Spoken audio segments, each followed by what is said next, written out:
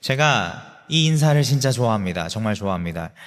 그래서 제가 맡은 설교는 거의 다 이 인사를 하고 시작하는 것 같아요. 하나님의 은혜로 그리스도 안에서 거듭난 우리는 하나님의 거룩한 백성입니다. 우리가 쉽게 잊어버리는 그리스도인의 정체성 중에 하나입니다. 그러나 하나님께서는 사실 성경 전체를 통해서 이 한 가지를 그리스도인에게 요구하십니다. 우리 함께 레위기 11장 45절 말씀 함께 읽겠습니다. 레위기 11장 45절 말씀입니다. 시작. 나는 너희의 하나님이 되려고 너희를 애굽 땅에서 인도하여 낸 여호와라. 내가 거룩하니 너희도 거룩할지어다. 아멘, 아멘. 네, 이 말씀에는요, 구원의 목적과 구원받은 자들의 삶이 어떠해야 하는지가 함께 담겨져 있습니다. 하나님께서 우리를 구원하신 목적이 뭐라고 말씀하시나요? 너희의 하나님이 되려고입니다. 너희의 하나님이 되려고. 우리의 하나님이 되시려고 하나님께서는 우리를 구원하셨다는 것입니다. 그리고 애굽 땅에서 종노릇하던 이 이스라엘 백성들과 같이 죄의 종노릇하던 저와 여러분들을 하나님께서 우리 하나님이 되시기 위해서 구원하셨다는 것입니다. 우리가 특별히 잘났다거나 뭘 잘해서가 아니라 하나님께서 우리의 하나님이 되시고자 그 죄의 사슬에서 우리를 건져내셨습니다. 그 크신 하나님의 은혜로 하나님께서는 우리의 하나님이 되시고 우리는 주의 백성이 되었습니다. 이렇게 주의 백성된 우리에게 하나님께서 요구하시는 게 있는데요, 그게 바로 거룩입니다. 내가 거룩하니 너희도 거룩하라고 하나님께서 명령하십니다. 우리를 다스리시는 하나님께서 거룩하시기 때문에 다스림을 받는 우리도 거룩해야 된다는 겁니다. 그러면 거룩하다라는 건 뭘까요? 이게 히브리어로 보니까요, 카다시라고 합니다. 성결이라는 뜻입니다. 성결은 구별하는 것입니다. 분리하는 거예요. 더러움과 구별된 상태, 깨끗하게 분리되어 있는 상태를 말합니다. 이게 거룩입니다. 여러분들은 혹시 거룩하십니까? 사실 거룩은 드러나기 마련입니다. 왜냐하면 그것의 본질은 분리이기 때문입니다. 세상 것과 확연히 다른 것입니다. 그러면 나는 교회를 다니지 하면 거룩하다는 것을 그 교회 다니는 것으로 증명할 수 있을까요? 절대 아닙니다. 거룩함은 증명하려고 노력하는 게 아닙니다. 그냥 딱 보고 아는 겁니다. 깨끗함과 더러움을 보고 아는 것처럼 거룩은 보고 아는 거예요. 혹시 우리 방이요, 여러분들의 방이 깨끗하다라는 것을 남에게 증명해야 하시는 분들이 계실까요? 내 방 진짜 깨끗해, 한번 볼래? 나 진짜 깨끗하다니까 막 이렇게 하면서 증명하시는 분들은 한 분도 안 계실 거예요. 그냥 보면 아는 거예요. 정돈이 잘 되어 있구나. 깨끗하구나. 그냥 보면 알아요. 깨끗한지 더러운지. 우리가 거룩한지 거룩하지 않은지도 알 수 있는 거예요, 사실. 우리의 행동, 우리의 말투, 습관에서 거룩이 배어 나오는 겁니다. 그냥 세상과는 그 행동이 다르고요, 그 말투와 습관이 다른 거예요. 그리고 또 한 가지를 보면 알 수 있습니다. 그게 뭐냐 하면 내 주변에 어떤 사람들이 있는가입니다. 그걸 보면요, 내가 거룩한지 않은지를 알 수가 또 있어요. 시편 1편에 이런 말씀이 있습니다. 복 있는 사람은 악인들의 꾀를 따르지 아니하며 죄인들의 길에 서지 아니하며 오만한 자들의 자리에 앉지 아니하고 오직 여호와의 율법을 즐거워하여 그의 율법을 주야로 묵상하는도다. 아멘, 아멘. 복 있는 사람, 다시 말해 거룩한 사람은 악인들의 꾀를 따르지 않고 죄인들의 길에 서지 않고 오만한 자들의 자리에 앉지 않는다 합니다. 그러므로 내 거룩함을 지키기 위해서 나의 선 자리를 거룩하게 구별해야 하는 겁니다. 그리고 그 뒤에 더 중요한 말씀이 나오는데요, 오직 여호와의 율법을 즐거워하여 그의 율법을 주야로 묵상하는도다입니다. 여기 계신 모든 분들은 거룩하기를 원하지 않으시는 분들은 한 분도 안 계실 거라고 생각합니다. 우리는 모두 거룩하기를 원하는 사람들입니다. 그러면 우리가 거룩하건지 아닌지, 하나님을 따르는 자들인지 아닌지를 알 수 있는 방법, 그 가장 쉬운 점검하는 방법 여기에 있습니다. 바로 여호와의 율법을 즐거워하여 그의 율법을 주야로 묵상하는지 안 하는지를 보면 되는 거예요. 하나님의 말씀을 내 최우선순위, 나의 삶의 최우선순위에 두는가 아닌가를 보면 알 수 있는 겁니다. 그래서 여기 계신 저와 여러분들 모든 분들이 다 이 말씀처럼 여호와의 율법을 즐거워하여 주야로 묵상하는 자들 되기를 소망합니다. 아멘. 그런데요, 이 거룩함이요, 그냥 나 혼자 거룩하고 말지, 그렇게 살고 끝나지 뭐 그게 아니더라고요. 그걸 의미하는 게 아니었어요. 오늘 본문 말씀에 너희는 세상의 소금이다, 너희는 세상의 빛이다 말씀하십니다. 그리스도 안에서 그 은혜의 풍성함을 따라 거듭난 거룩한 사람은 세상의 소금과 빛입니다. 이것이 하나님의 거룩한 백성이 살아야 할 삶의 모습이라는 겁니다. 우리에게 너무나도 친숙한 말씀이죠. 정말 친숙한 말씀이고 어떤 교회는 교회의 표어로 삼아서 걸어놓기도 하는 말씀입니다. 그러나 정말 너무나도 안타까운 것은 믿는 사람들조차도 이 말씀의 본질을 깨닫지 못하고 그저 수많은 교회나 기관에서 쓰는 몇 번 쓰고 버려지는 어떤 진짜 슬로건 중에 하나처럼 되어버리고 있다는 사실이 굉장히 마음이 아픈 거예요. 이 시간 함께 세상의 빛과 소금이라는 말에 담긴 그 의미를 깨닫고 정말 세상의 빛과 소금으로서 살기를 결단하는 그런 은혜로운 시간이 되기를 소망합니다. 먼저 본문 말씀의 배경을 좀 설명을 해드려야 될 것 같아요. 그래서 오늘 본문 말씀 마태복음 5장은요, 예수님께서 산에 올라가 앉아서 제자들과 그곳에 모인 무리들을 가르치시는 것에서 시작합니다. 이 가르침은 마태복음 5장서부터 7절까지 이어드시는데요, 우리는 이 말씀을 산상수훈이라고 합니다. 네. 산상수훈의 가르침은 예수님을 따르는 사람들, 그 따르는 사람들이 십계명으로 대표되는 하나님의 말씀에 응답하여서 하나님께서 요구하시는 그 거룩한 삶을 실천하는 그러한 자들에게 주시는 예수님의 약속을 담고 있는 거예요. 예수님을 따르고 그 말씀에 응답하는 자들에게 하나님께서 거룩한 삶을 요구하신다는 겁니다. 그리고 그 거룩한 삶이 세상의 소금과 빛이 되는 겁니다. 우리 마태복음 5장 13절을 읽겠습니다. 마태복음 5장 13절입니다. 시작. 너희는 세상의 소금이니 소금이 만일 그 맛을 잃으면 무엇으로 짜게 하리요? 후에는 아무 쓸데없어 다만 밖에 버려져 사람에게 밟힐 뿐이니라. 아멘. 아멘. 네. 첫 번째로 예수님께서는 당신의 앞에 모인 그 무리와 제자들에게 너희는 세상의 소금이다 라고 말씀하십니다. 예수님 앞에 모였던 무리가 진짜로 하나님 나라의 그 메시지에 응답하는 자들이라면 마땅히 세상의 소금으로서의 삶을 살아야 한다는 겁니다. 소금은 어떤 음식이든지 기본적으로 들어가는 조미료입니다. 소금이 가지고 있는 그 짠맛, 이 짠맛이 음식의 간을 맞춰주잖아요. 그리고 음식에 따라 들어가는 양은 조금 다르지만 일단 들어가긴 합니다. 그리고 이 소금은 음식의 간만 조절하는 게 아니라 디저트 만들 때 소금을 조금 넣으면 단맛을 더 끌어올리는 그런 역할까지도 한다고 합니다.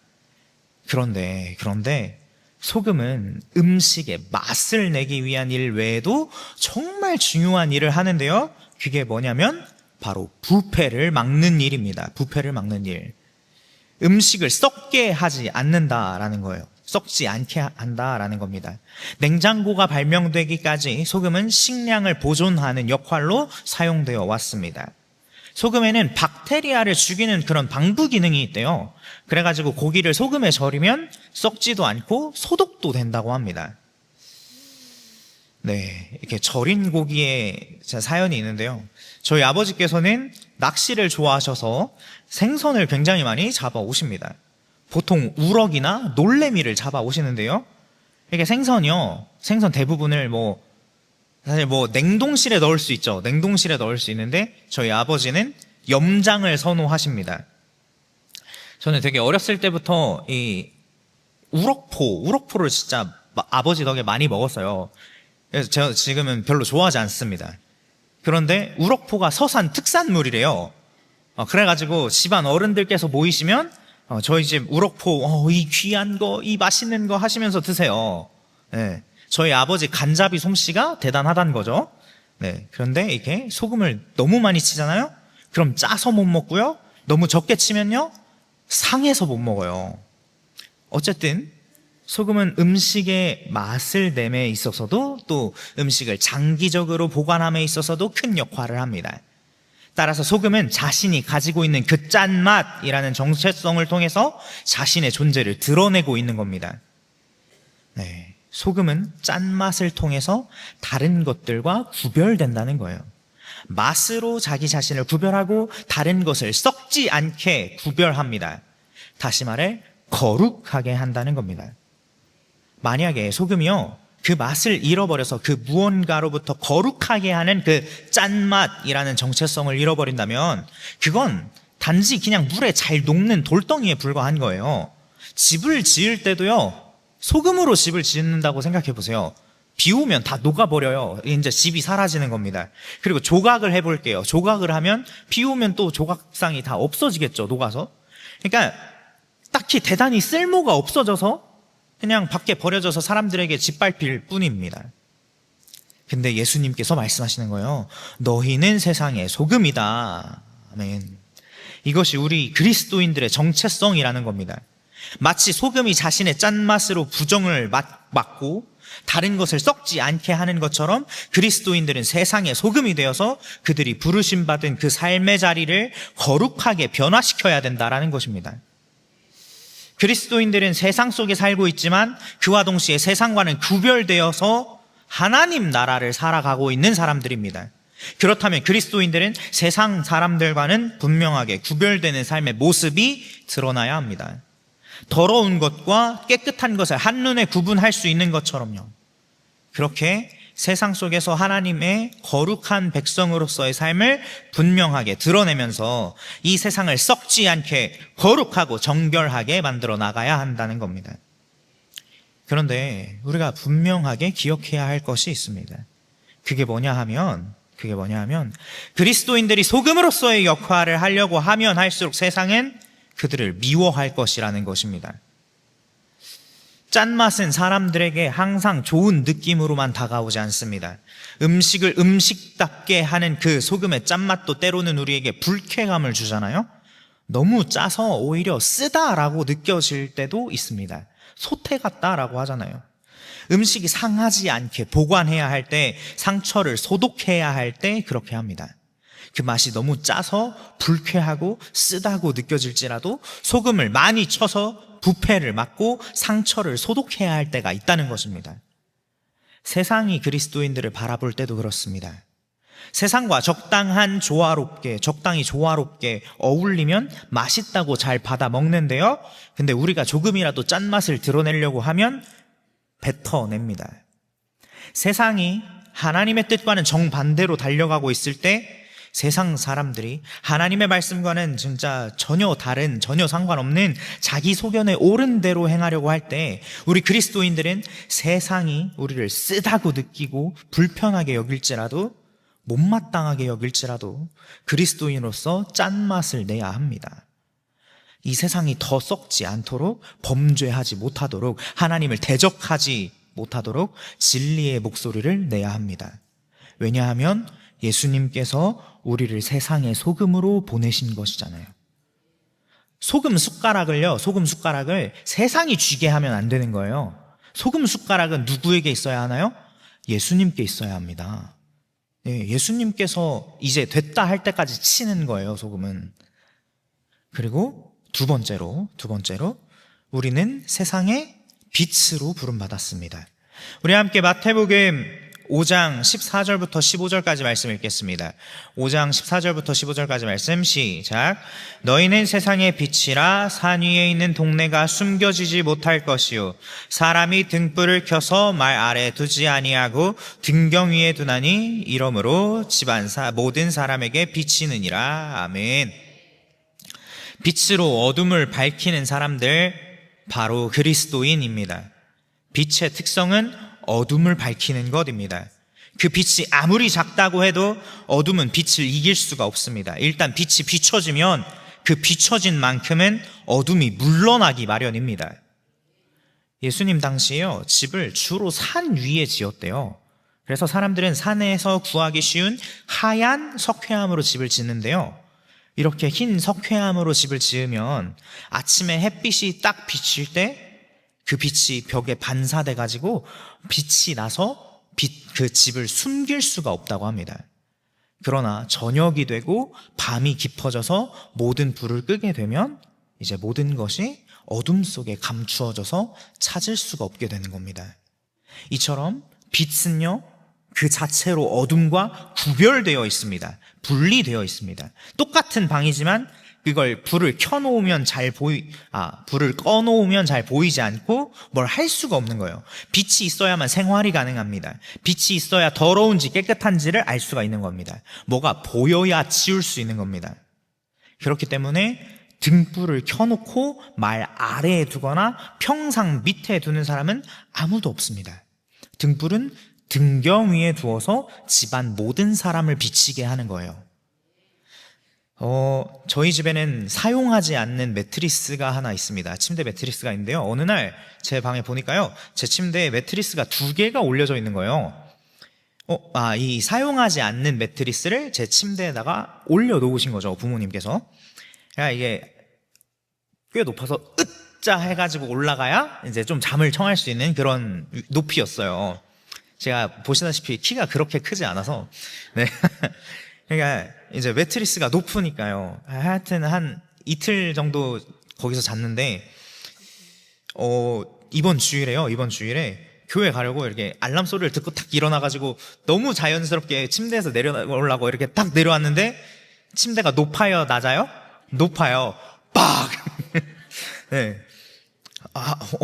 이게 이렇게 탁 떨어진 거예요, 침대에서.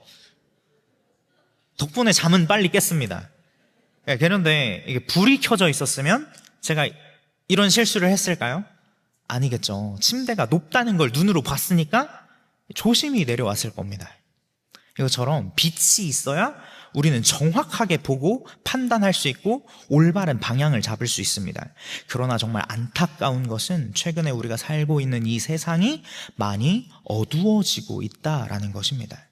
앞으로 점점 더 어두워질 것이고 더 어려워질 것입니다. 그러다 보니 무엇이 옳고 그른지를 확인하기가 더 애매해졌습니다. 그러나 하나님께서는 이런 어두운 세상의 기준이 될 수 있는 사람들을 보내셨는데요, 그게 바로 그리스도인들입니다. 교회 또는 성도라고 할 수 있습니다. 예수님께서는 성도들에게 너희는 세상의 빛이다, 세상의 소금이다 말씀하셨습니다. 근데 세상에 정말 많은 수식어들이 있어요. 정말 좋은 수식어들이 있는데 왜 굳이 예수님께서는 너희는 세상의 빛과 소금이다 라고 말씀하셨을까요? 저는 이게 뜬금없이 궁금하더라고요. 뜬금없이 갑자기 궁금해졌습니다.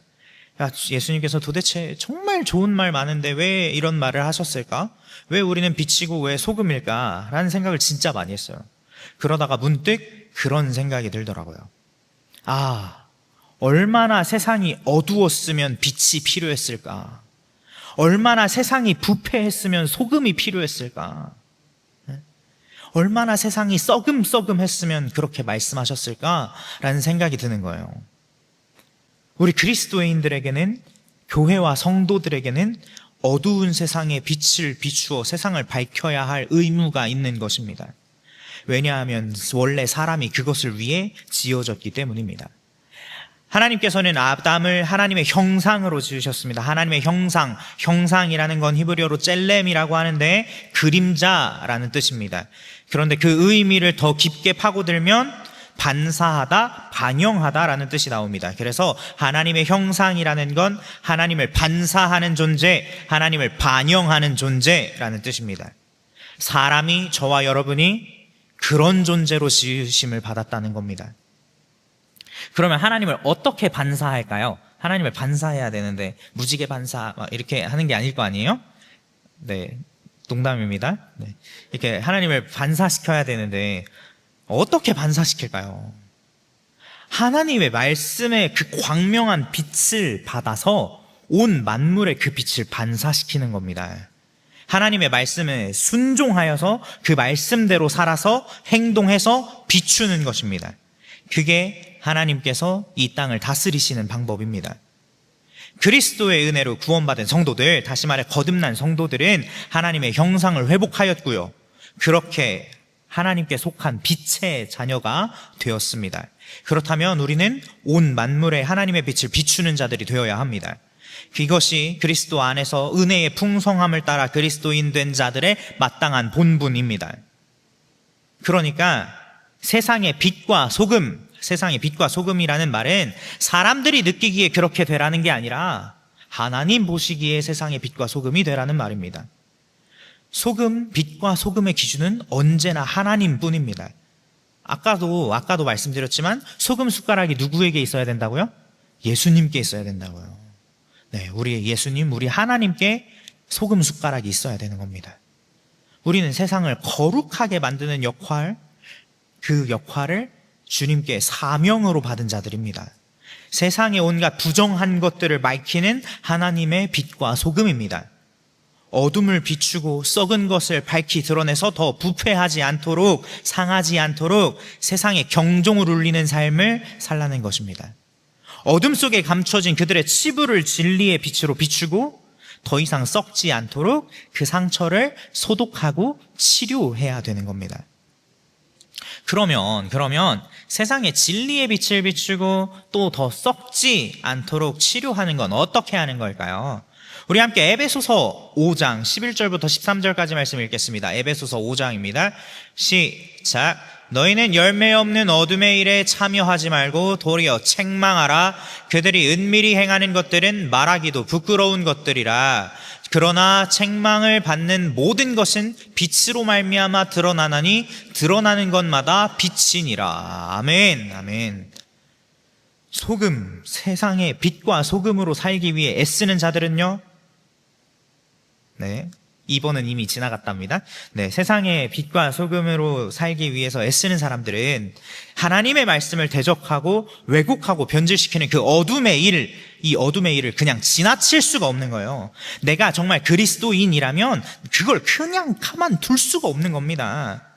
예수님만이 유일한 구주이시며 성경 66권은 모두 진리이고 교회에서뿐만 아니라 평일 사회에서도 성경적 질서가 온전히 이루어져야 한다는 것을 내가 진실로 믿는다면 하나님의 질서를 무너뜨리고 진리를 거스르는 어둠의 일, 그걸 지나칠 수가 없는 겁니다. 하나님의 말씀으로 책망해서 회개를 선포해야 하는 것입니다. 지금 우리는 치열한 영적 전쟁의 현장에서 살고 있습니다. 지금 이 시대의 영적 전쟁은 두 세계관의 격돌로 표현되고 있습니다. 성경적 세계관과 인본주의 세계관, 그 세계관 두 개의 사이의 격돌입니다. 언제나 그랬지만 최근 이 나라뿐만 아니라 전 세계적으로 벌어지고 있는 모든 갈등의 근본적인 원인은 여기에 있습니다. 지금 수많은 그리스도인이 인본주의의 그 끝판왕이라고 할 수 있는 그 사상, 사회주의, 공산주의와 싸우고 있습니다. 그들이 저지르고 있는 그 열매 없는 어둠의 일을 한번 생각해 보세요. 그들은 우리의 신앙의 자유를 빼앗으려고 아주 몸부림치고 있습니다. 문화 막시즘을 통해서 사람의 분노를 자극하고 성주류화 정책으로 젠더 성혁명을 일으켜서 가정을 해체하고 있습니다. 그것뿐만이 아닙니다. 무제한 낙태를 옹호하고 있어서 법안까지 상정하고 있습니다. 심지어 노란봉투법까지 통과시켜서 기업을 죽이고 있잖아요. 그리고 더 나아가 북한의 체제를 옹호하고 지지하기까지 합니다. 북한 김정은은요, 최근 평화통일을 포기하고 남과 북한과 남한 관계를 적대적 두 국가로 규정했습니다. 그리고 그 자신들의 정책을 중국과 러시아에 지지해달라고 부탁까지 했습니다. 그런데 반면에 우리나라는 어떤가요? 북한에 대해 주적이라고 말하는 것까지도 하지 못하게 하고 있는 실정입니다. 정말 아이러니한 일입니다. 이건 국민을 속이고 우롱하는 일입니다. 그들이 하려고 하는 것은 그렇게 속여서 신앙을 파괴하고, 가정을 파괴하고, 교회를 파괴하고, 나라를 파괴하는 것입니다. 그렇게 다 함께 하나님을 거역하자는 거예요. 그렇게 다 함께 반역하자는 겁니다. 하나님의 성전이 되기보다 다 같이 바벨탑 쌓자는 겁니다. 그렇게 그리스도인들의 자유를 빼앗으려고 하는 겁니다. 갈라디아서 5장 1절에 사도 바울은 이렇게 말씀합니다. 그리스도께서 우리를 자유롭게 하려고 자유를 주셨으니 그러므로 굳건하게 서서 다시는 종의 멍에를 매지 말라. 아멘. 다시 종의 멍에를 매지 않으려면 우리 눈에 베일이 벗겨져야 합니다. 세상을 올바르게 봐야 하는 겁니다. 진리의 빛이 일단 나한테 부딪혀야 하는 겁니다. 그렇게 우리부터 회개하고 나아가는 겁니다. 그리고 나서 나를 비춘 그 빛을 통해 세상을 바라보게 되는 거예요. 그러면 진짜가 보이기 시작합니다. 그때부터 나를 비춘 그 진리의 빛을 세상에 비출 수밖에 없는 겁니다. 그들을 정죄하고 비난하라는 게 아니에요. 어둠의 일을 책망해서 함께 빛으로 드러나자 하는 겁니다. 우리가 세상에 빛을 비추면 비출수록 세상의 미움을 받을 거예요. 예수님께서 그렇게 하셨듯이 우리도 세상의 일들을 악하다 말할 거잖아요. 세상 입장에서는 자기네들 치부를 막 자꾸 들춰내고 회개해야 된다고 막 말하는데 어떻게 좋아하겠어요? 그러나 마태복음 5장 13절에서 예수님께서 이렇게 말씀하십니다. 소금이 만일 그 맛을 잃으면 무엇으로 짜게 하리요? 후에는 아무 쓸데없어 다만 밖에 버려져 사람에게 밟힐 뿐이니라. 아멘. 맛을 잃은 그리스도인들은 정말 안타깝지만 쓸모가 없다는 거예요. 세상의 소금으로서 맛을 내지 못한다면 밖에 버려진다는 겁니다. 이게 사람에게 버려질 걸 두려워하라는 말씀이 아닙니다. 우리를 세상의 소금으로 쓰시는 분은 하나님이십니다. 세상 사람의 눈치를 볼 게 아니라 하나님의 눈치를 보시는 저와 여러분들 되시기를 소망합니다. 진리를 선포할 수 있는 건 우리 그리스도인들 뿐이잖아요. 우리가 세상의 눈치를 보고서 입술을 닫아버리면 아무도 외치지 않을 것입니다. 사랑하는 성도 여러분, 우리가 진리를 아는 자들입니다. 아멘이십니까? 우리는 진리를 아는 자들입니다. 그러면 길이요 진리요 생명 되시는 예수 그리스도를 아는 자입니다. 아멘이십니까? 그러면 진리를 외쳐야 하는 것입니다. 때로는요, 분명 진리를 선포하는 게 부담스럽고 어렵게 느껴질 때가 있어요. 분명히 있습니다. 상대방이 상처받을까봐, 또 우리를 이상하게 여길까봐, 못마땅하게 여길까봐 부담스럽고 때로는 겁이 납니다. 겁이 나요. 근데 분명 우리 그리스도인들은 화평을 선포하는 자들이 되어야 하고 그리스도의 샬롬을 전하는 자들이 되어야 합니다. 그렇다면 더더욱 진리를 전해야 합니다. 왜냐하면 진리를 전하는 것 자체가 길이요 진리요 생명 되신 예수 그리스도를 전하는 일이기 때문입니다. 의사가 환자를 진찰했어요. 암이에요. 그런데 환자에게 암이라고 말하면 상처받을까봐 그 사실을 숨겼어요. 그러면 그 의사는 좋은 의사인가요? 좋은 의사일까요? 아니죠. 얼른 빨리 알려야죠. 알려서 치료받으면 나을 수 있습니다. 같이 치료받고 이겨냅시다. 이게 좋은 의사잖아요. 죄가 있다면 책망하여 깨닫게 해서 회개하게 해야 된다라는 겁니다.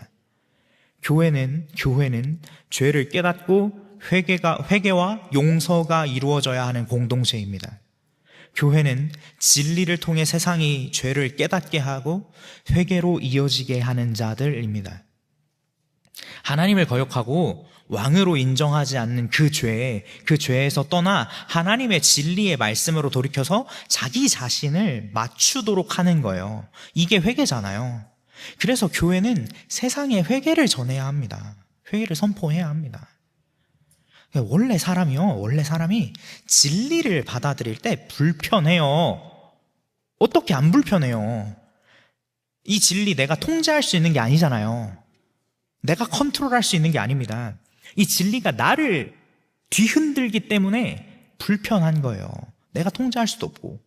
그래서 진리를 받은 사람들은요, 그 진리를 버리거나 진리에 자신을 맞추어 갑니다. 진리에 자신을 맞추어 가는 과정이요, 정말 고통스럽고 힘겹지만 그래도 꼭 해야 하는 일입니다. 그게 회개이기 때문입니다. 에스라 시대예요. 에스라 시대에 70년 동안 바벨론 포로기를 끝나고 예루살렘으로 돌아온 유다 백성들은요 어떻게 됐을까요? 거룩하게 살았을까요? 아닙니다. 그 70년 동안의 바벨론 그 포로기를 겪고서도 거룩하게 살지를 못하고 이방 여인들과 결혼하고 자녀까지 낳았어요. 심지어 백성의 지도자들이 이런 난잡한 결혼에 앞장섰다 나옵니다. 그때 에스라와 그를 돕는 자들이 일어나서 그들을 책망하고 회개를 선포한 겁니다. 하나님과의 그 언약을 지키기 위해서 회개하라 선포하는 거예요. 그랬더니 어떻게 되었나요? 유다 백성들이 자기 잘못을 깨닫고 자신들의 그 이방인 아내와 그 자식들까지 유다 공동체 밖으로 추방하겠다 결단하는 겁니다. 책망받는 모든 것은 빛으로 말미암아 드러나나니 드러나는 것마다 빛이니라. 이 말씀이 정말 말씀대로 된 거예요. 비록 그들이 이방인 아내니까 이방인 핏줄의 자식이니까 쫓아내는 게 그냥 그랬을까요? 아니었을 거예요. 가족이잖아요. 그래도 나의 아내였고요, 나의 자식이었어요. 그들을 내쫓는 게 그렇게 행복한 일일까요? 아무렇지도 않은 일일까요? 아니에요. 고통스러웠을 겁니다. 너무 아팠을 거예요. 그런데 그들이 더 중요한 것을 위해서 회개의 고통을 감수하더라는 겁니다.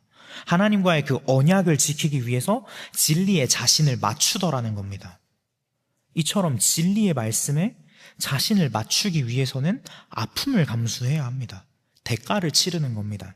그들은 그렇게 죄의 대가를 치른 거예요. 진리가 나를 뒤흔들고 구별의 아픔으로 나를 몰아간다고 해서 진리가 필요 없어도 되는 건 아닙니다. 진리의 말씀 없이는 거룩도 없고 구별도 없고 회개도 없으니까요. 세상도 마찬가지인 거예요. 이 세상도 진리가 필요합니다. 회개가 필요합니다. 자신의 주가 누구인지를 잃어버린 채로 왕노릇하고 있는 그 세상에 그들의 진정한 주인이 누구인지를 알려줘야 합니다. 진리로 세상을 뒤흔들어야 합니다. 그 죄를 깨닫고 회개할 수 있도록요. 우리 함께 요한복음 17장 18절 읽겠습니다. 시작. 아버지께서 나를 세상에 보내신 것 같이 나도 그들을 세상에 보내었고. 아멘. 하나님께서는 그분의 말씀으로써 예수님을 세상에 이 땅에 보내셨습니다. 그리고 예수님께서도 그 아버지의 말씀을 받은 제자들, 성도들을 세상에 보내십니다. 그리스도인들이 세상에 하나님의 말씀을 드러내고 진리를 선포하여서 하나님의 빛을 온 만물에 전하는 사명을 받은 거예요. 세상에 빛과 소금이 되는 사명을 받고 우리는 보내심을 받은 것입니다. 지금 우리는, 저와 여러분은 성도로서, 그리스도인으로서 이 자리에 앉아 있습니다. 그렇다면 저와 여러분은 세상의 빛과 소금, 하나님의 그 세상의 빛과 소금으로서 보냄을 받은 사명자입니다. 사명자. 우리 대한민국 건국 대통령이신 이승만 대통령이 이렇게 말씀합니다. 만일 모두가 자기들의 책임을 올바르게 인식하고 목숨을 잃을 것을 두려워하지 않고 목적 달성을 위해 나아간다면 다른 사람들도 감동하여 뒤따를 것입니다. 이렇게 말씀하셨어요. 우리 마태복음 5장 16절 말씀 함께 읽을까요? 시작. 이같이 너희 빛이 사람 앞에 비치게 하여 그들로 너희 착한 행실을 보고 하늘에 계신 너희 아버지께 영광을 돌리게 하라. 아멘, 아멘. 그리스도인들이 책임을 다하여 그 빛을 사람 앞에 비치게 할 때 그들이 우리의 옳은 행실을 보고 수많은 사람들이 우리의 뒤를 따라 하나님께 영광을 돌리게 될 것입니다. 예수님께서 너희 빛이 사람 앞에 비치게 하라고 말씀하시잖아요. 내가 스스로 빛을 내는 게 아니었어요. 저 아까 확인했던 것처럼 우리가 스스로 빛을 내는 게 아니라 달이 태양빛을 반사시켜서 빛을 내는 것처럼 하나님의 빛을 반사해서 빛이 되는 것입니다. 그렇게 빛나는 겁니다. 하나님의 빛을 반사해서 사람 앞에 빛이 비치게 하는 겁니다. 어떻게 반사해요? 우리의 착한 행실로 말미암아서요. 착하다는 거, 아이고 착하다 이거 아니잖아요. 하나님의 말씀대로 하는 것만 착한 것입니다. 히브리어 원어로 토브라고 합니다. 이 토브는요, 피조물이 창조주 하나님의 그 창조 질서에 온전히 순종하는 모습, 그걸 토브라고 하는 겁니다. 선이라고 하는 거예요. 그래서 하나님 말씀대로만 하는 게 착한 거고요, 하나님 질서에 따라서 하는 것만 선한 것, 좋은 것입니다. 그런데 그러면 착한 행실이잖아요. 착한 행실. 착한 행실은 하나님 말씀대로 행동하는 게 착한 행실이죠. 그러면 그렇게 사는 모습을 보고 사람들이 너희 하늘 아버지께 영광 돌릴 것이다 말씀하시는 겁니다. 우리가 막 세상 사람들한테 도덕적으로 착하게 행동하고 뭘 더해주고 뭘 안 해주고 그런 게 아니라 더도 덜도 말고 주변 사람들에게 말씀대로만 행동하라는 거예요. 그러면 그 모습을 보고 자연스럽게 사람들이 하나님께 영광 돌릴 것이다 말씀하는 겁니다. 그러면 우리의 삶의 자리는 뭐가 되는 거죠? 우리의 삶의 자리는 사명지가 되는 겁니다. 네. 사역지, 선교지가 되는 거예요. 이제 나의 삶의 자리를 보는 시선이 달라지는 겁니다. 선교는 하나님의 말씀에 따라 순종하는 게 선교잖아요. 네, 하나님의 말씀에 따라 그 부르심에 순종하고 행하는 모든 삶이 선교입니다. 하나님께 부르신 자리가 여러분들에게도 다 있는 겁니다. 가정이 되었든 일터가 되었든 내가 선 모든 자리는 하나님께서 부르신 선교지, 사명지입니다. 그곳에서 하나님의 말씀에 따라 말하고 하나님의 말씀에 따라 행하는 것, 이게 선교입니다. 이 빛과 소금의 사명, 어둠을 책망하고 막 회개를 전하는 그 사명이요, 엄청 거창하고 막 대단한 걸 하자, 막 으쌰으쌰 하자, 막 그런 이야기를 말씀드리는 게 아니에요. 일단 내가 선 자리부터 비추자는 것입니다. 내가 사명지로 부름받은 내가 선 자리, 그 선 자리에서 내가 먼저 빛과 소금의 역할을 감당하자라는 겁니다. 네, 우리의 가정에서 시작해서 우리의 일터 혹은 가까운 이웃, 지인들까지 복음이 필요한 곳에 복음을 전하고 회개가 필요한 곳에 회개를 전하는 그러한 일을 하자는 겁니다. 사실 이 두 가지가 같은 겁니다. 복음이 들어가면 언제나 회개로 연결되어지기 때문입니다. 진리의 등불을 말 아래 두지 말고 등경 위에 두어서 일단 집 안부터 비추는 것입니다. 여기서 중요한 건 그 등불을 말 아래에 두거나 평상 아래에 두지 않고 등경 위에 두는 것, 그게 중요한 거예요. 그렇게 우리 가정서부터 시작해서 조금씩 그 빛을 넓혀 나가는 겁니다. 그러면 결국에는 마침내는 이 나라 이 땅을 넘어 온 열방이 그리스도인의 빛으로 환하게 비춰질 것입니다. 그렇게 세상의 빛과 소금으로서 온 열방을 거룩하게 변화시키는 저와 여러분들 되기를 소망합니다. 말씀을 마무리하겠습니다. 전도서 12장 1절에 보시면 이런 말씀이 있습니다. 청년의 때에 너의 창조주를 기억하라. 청년의 때에 너의 창조주를 기억하라. 여기서 청년이란 젊음을 뜻합니다. 젊음의 때를 뜻합니다. 그렇다면 우리 삶에 있어서 가장 젊은 때는 바로 지금입니다. 과거의 시간은 우리가 돌이킬 수 없잖아요. 그러니까 우리는 지금 가장 젊습니다. 네, 방금 저의 젊음이 또 사라졌습니다. 네. 네, 바로 지금 이 시간 창조주를 기억하는 사람들은요, 절대로 세상 풍조, 인본주의 가치관에 따라 사는 삶을 지지할 수가 없는 거예요. 세상의 부정함에 우리가 침묵할 수가 없는 겁니다. 그들 안에 뭐가 있어서요? 진리가 있어요. 진리의 예수님이 계시는 거예요. 계속 뒤흔드실 거잖아요. 그러면 세상이 그들을 미워하고 불편해하고 못마땅하게 여겨도 소용이 없어요. 세상이 조롱해도 소용이 없는 겁니다. 창조주 하나님을 기억하는 자들은 세상의 빛과 소금의 역할을 감당할 수밖에 없는 겁니다. 우리 함께 예레미야 20장 7절 말씀 읽겠습니다. 예레미야 7절부터 9절입니다. 시작. 여호와여 주께서 나를 권유하심으로 내가 그 권유를 받아 싸우며 주께서 나보다 강하사 이기셨으므로 내가 조롱거리가 되니 사람마다 종일토록 나를 조롱하나이다. 내가 말할 때마다 외치며 파멸과 멸망을 선포함으로 여호와의 말씀으로 말미암아 내가 종일토록 치욕과 모욕거리가 됨이니이다. 내가 다시는 여호와를 선포하지 아니하며 그의 이름으로 말하지 아니하리라 하면 나의 마음이 불붙는 것 같아서 골수에 사무치니 답답하여 견딜 수가 없나이다. 아멘. 예레미야는 하나님의 말씀 전하다가 세상에 조롱거리가 되었고, 심지어 고향 땅 아스돗 그 지방 사람들은요, 고향 땅 사람인데 그를 죽이려고까지 했어요. 그뿐인가요? 제사장 바스울에게 붙잡혀서 나무고랑이를 차고 감금까지 당했던 사람입니다. 이렇게 예레미야는 세상에 온 미움을 한 몸에 받았던 사람입니다. 왜죠? 예레미야는 유다 땅이 멸망하게 될 거고 이 땅 백성들이 70년 동안 바벨론의 포로로 끌려가 고생하게 될 것이다 라고 예언했으니까요. 예레미야 빼고는 모두 다 허황된 평화를 외쳤습니다. 그게 위로와 평안을 주니까요. 그래서 세상 사람들에게 있어서 파멸과 멸망을 선포하는 예레미야는 죽어야 되는 거예요.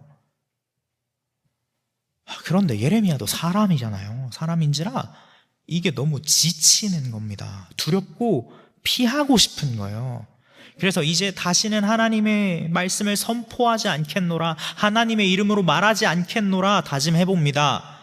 그러나 그 말씀을 선포하지 않고서는요, 마음이 불붙는 것 같아서 뼈에 사무칠 듯 답답하여 도무지 견딜 수가 없습니다 라고 하나님 앞에 막 기도하는 거예요.